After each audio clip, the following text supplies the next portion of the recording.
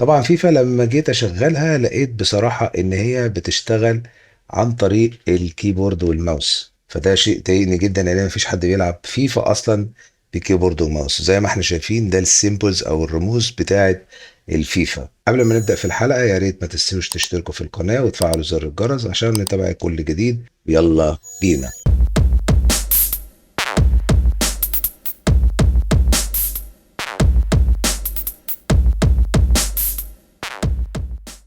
السلام عليكم ورحمة الله وبركاته. أعزائي المشاهدين عاملين إيه؟ أهلا وسهلا بيكم في حلقة جديدة من حلقات القناة وطبعا زي ما إحنا عارفين أصلا الجيم باد بيكون متعرف، بس الفيفا لازم تعرفه بطريقة خاصة، وهنا في الفيديو ده هعرفكم إزاي نعرف الجيم باد على الفيفا 2023. هنقفل ده كله وهننزل الفيفا دي تحت كده، وهنروح على البراوزر بتاعنا ونفتح ونكتب x360se.com. بعد ما بندخل على الموقع دوت بنلاقي هنا الفيرجنز اللي موجودة في الموقع. طبعا أنا بالنسبة لي بنزل الفيرجن اللي هو 64 بت، وهنزله كده. دوس عليه وبتستنى ان هو ينزل معاك، وبعد كده بعد ما بتحمله هاخد الفيرجن ده كده على الفولدر بتاع فيفا 2023. هينزل الفايل ده. بعد كده هعمل له اكستراكت، اقول له اكستراكت هير. تمام، ده هخليه عندي از باك اب، وبعد كده هشغل الفايل ده. اول ما بشغل البرنامج بيطلع لي الرساله ديت اللي هو بيقول لي ان الفايل اكس انبوت 1 اندرسكور 3 دوت دي ال ال دوت wasn't found، ده مش موجود. فانا هقول له create.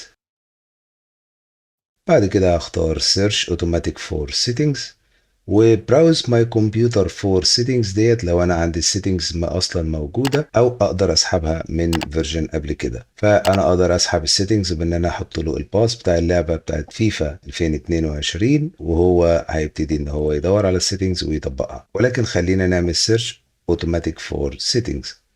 اقول له نيكست، استنى لحظات وبعدين هيبقى done، وبعدين اقول له finish، وبعدين هيجي للدراع التاني ويقول لي سيرش، هقول له نيكست، وبعد كده لحظات هقول له فينش.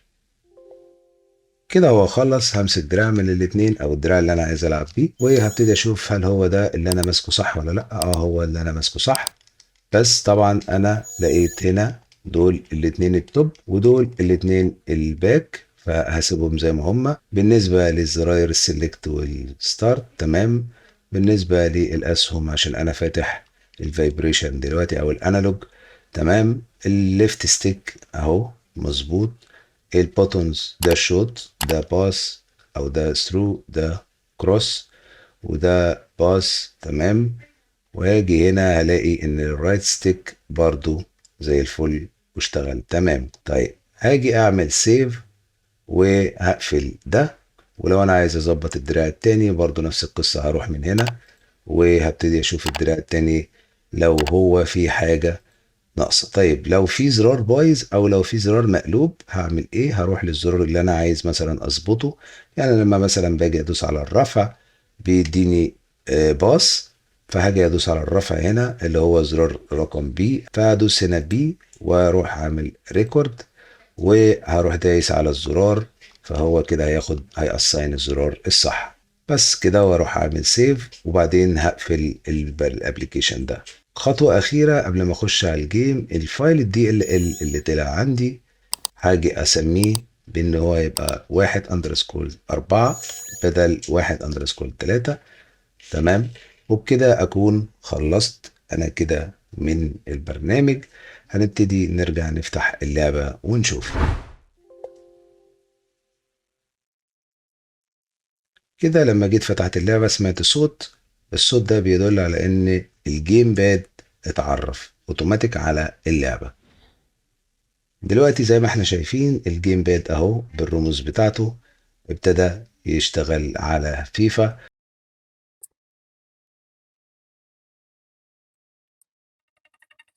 اهلا بكم في حديقه الامراء في ليله رائعه هنا في باريس ومباراه كبيره في الانتظار.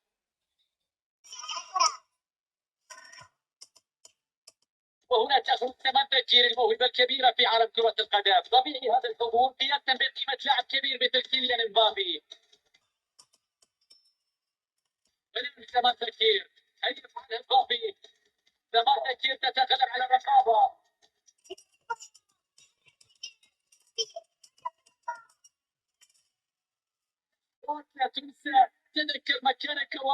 ضبيعي هذا الحدث.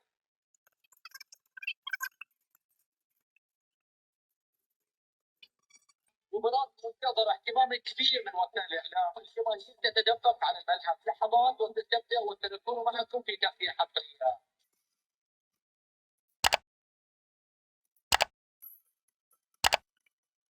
مشاهدينا الأعزاء في هذه المباراة في حديقة المباراة،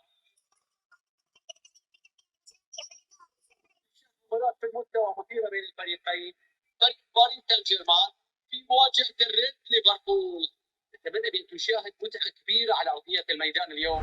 زي ما شفنا أعزائي المشاهدين الحل مع بعض إن الدراع دلوقتي كان شغال وزي الفل، وأتمنى الحل دوت يفيد الآخرين.